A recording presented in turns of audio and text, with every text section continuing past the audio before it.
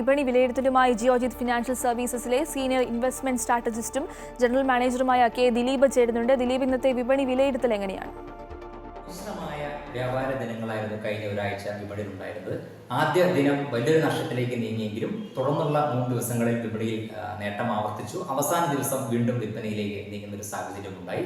വാരാന്ത്യം നോക്കുകയാണെങ്കിൽ 1% നഷ്ടമാണ് മുൻനിര ഓഹരി സൂചികളിൽ ഉണ്ടായത്. രണ്ടാം നിര ചെറുകിട ഓഹരികളിലും സമാനമായ രീതിയിൽ നഷ്ടം നേരിട്ടു. 2 ഘടകങ്ങളാണ് വിപണിയെ പ്രധാനമായി സ്വാധീനിക്കാനുണ്ടായത്. ഒന്ന്, ആഗോള വിപണികളിൽ ഉണ്ടായിട്ടുള്ള ഒരു വിൽപ്പന, മറ്റൊന്ന് വിദേശ നിക്ഷേപ സ്ഥാപനങ്ങൾ തുടരുന്ന വിൽപ്പന. വിദേശ നിക്ഷേപ സ്ഥാപനങ്ങൾ കുറെ നാളുകളായി വിപണിയിൽ തന്നെയാണ്.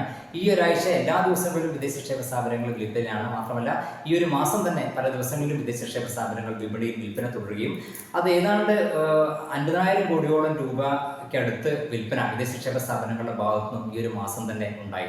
ആഭ്യന്തര തലത്തിൽ വിപണി സ്വാധീനിക്കാനുണ്ടായത് കമ്പനിയുടെ പ്രവർത്തന ഫലങ്ങൾ തന്നെയാണ്. ബാങ്കിങ് ആൻഡ് ഫിനാൻഷ്യൽ മേഖലയിലെയും IT മേഖലയിലെയും ചില കമ്പനികളുടെ പ്രവർത്തന ഫലങ്ങൾ വന്നിരുന്നെങ്കിൽ കൂടി ആദ്യ ദിനം അത് അനുകൂലമായി വിപണിയിൽ പ്രതിഫലിച്ചെങ്കിലും തുടർന്നുള്ള ദിവസങ്ങളിൽ, പ്രത്യേകിച്ചും വെള്ളിയാഴ്ച വിപണിയിൽ വലിയൊരു വിൽപ്പനയ്ക്ക് കാരണമായി.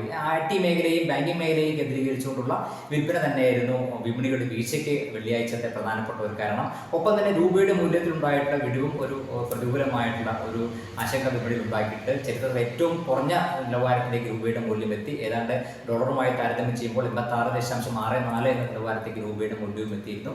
എന്തായാലും വരും ദിവസങ്ങളിലും വലിയ തോതിലുള്ള കയറ്റങ്ങൾ വിപണിയിൽ പ്രതീക്ഷിക്കണം. മുൻനിര സൂചിയായി നിഫ്റ്റിക്ക് 23,000 എന്ന നിലവാരമാണ് ഏറ്റവും പ്രധാനം. ആ അടിസ്ഥാന നിലവാരമാണ് കണക്കാക്കുന്നത്.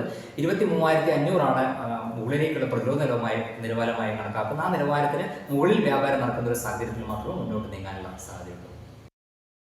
ശരി, കെ ദിലീപാണ് വിവരങ്ങൾ പങ്കുവച്ചത്.